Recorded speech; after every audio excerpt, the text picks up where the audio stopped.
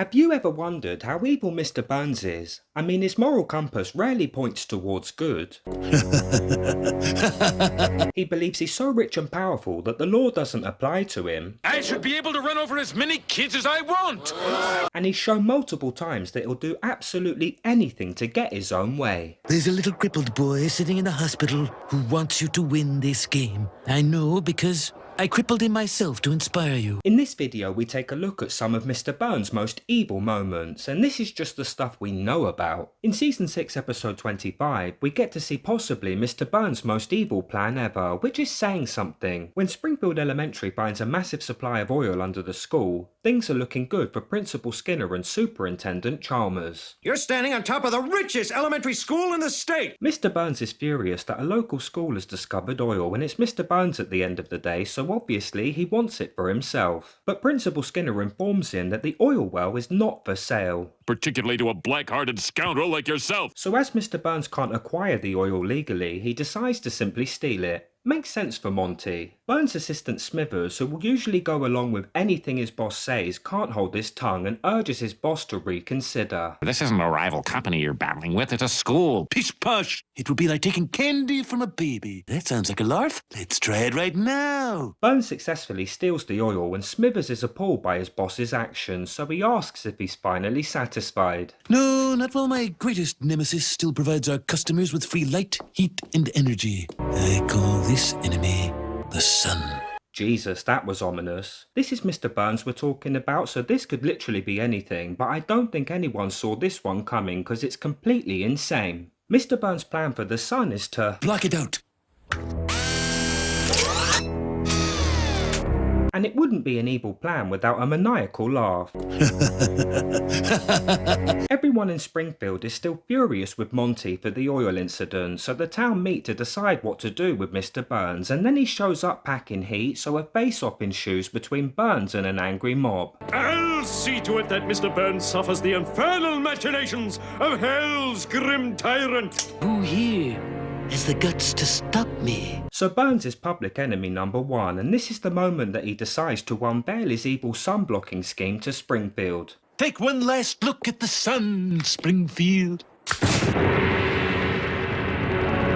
I gotta say, Mr. Burns is a crazy dude, so I get that he takes things to extremes, but this isn't an evil plan. This is James Bond villain boss level sort of stuff. In Season 4 Episode 12, Mr. Burns is fined $3 million for dumping toxic waste in a public park. When the Springfield nuclear power plant day shift comes to an end, Mr. Burns and Smithers have an issue with what to do with the plant's leftover toxic waste. Where should we dump this batch? The playground? No, all those bold children are arousing suspicion.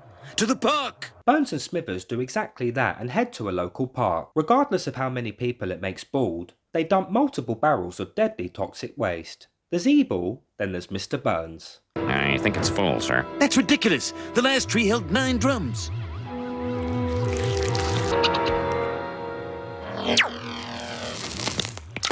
Not gonna lie, I do kinda like the mutant squirrel thing, but it doesn't excuse Mr. Burns' outrageous behaviour. Luckily for Springfield, the Environmental Protection Agency catches Burns and Smithers in the act, and they're promptly arrested. Some Boy Scouts stumbled on your little game of hide the ooze. Not long after, Mr. Burns appears in court under the charge of crimes against the environment. I don't know if that's a thing, but it sounds right to me. I love the way Mr. Burns enters the court like Hannibal Lecter. Mr. Burns, in light of your unbelievable contempt for human life, this court fines you $3 million. The one good thing about being an evil maniacal lunatic like Mr. Burns is that you're so rich and powerful you don't have to pay for your crimes. Well, you do, but you pay in cash. Smithers, my wallet's in my right front pocket. What I learned from this episode is if you plan to break the law, or you already broke the law and you're looking square in the face at prison, become as powerful as you possibly can and you'll get off. For example, when I'm looking at jail time, I'm running for president, then pardoning myself of all wrongdoing. I think somebody did that recently. Who was it? In Season 5 Episode 5, we see Mr. Burns in his evil element when the Simpsons visit his guest house and discover he's a vampire.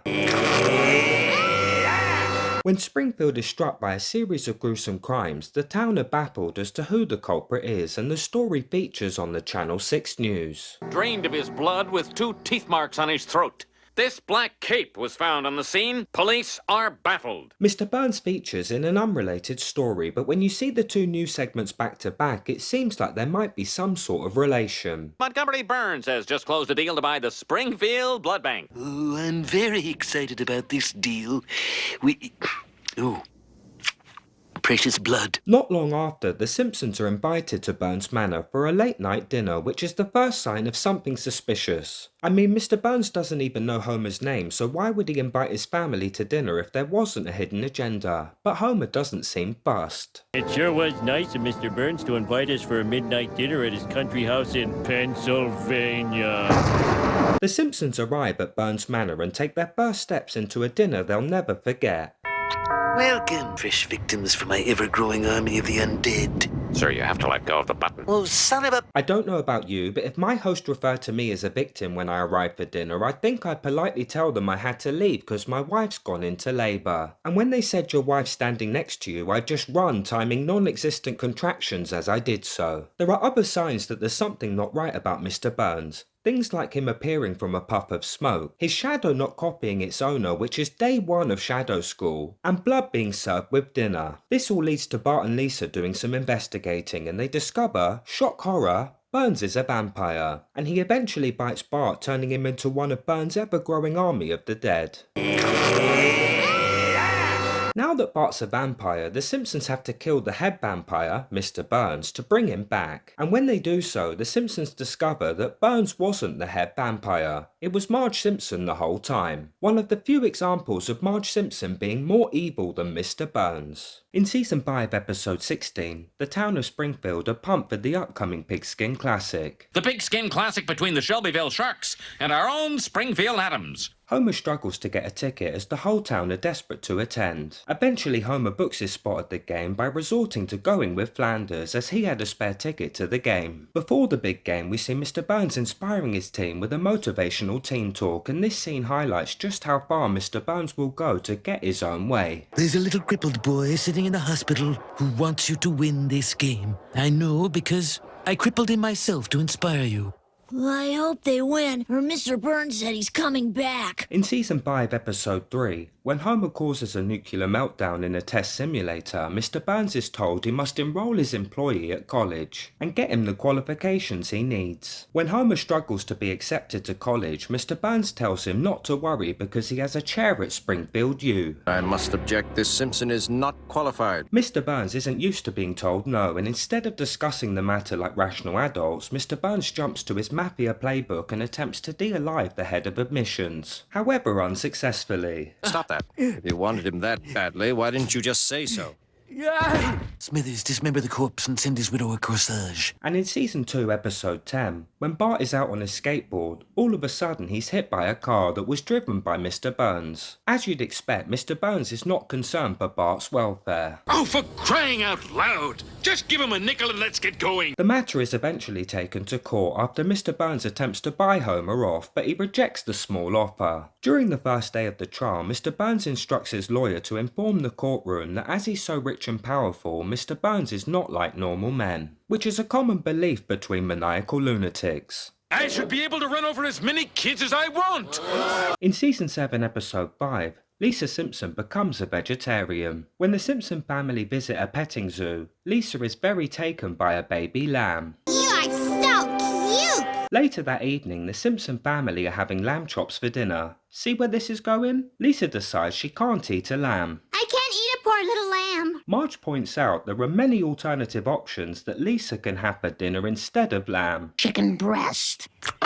Rump roast. Hot dogs.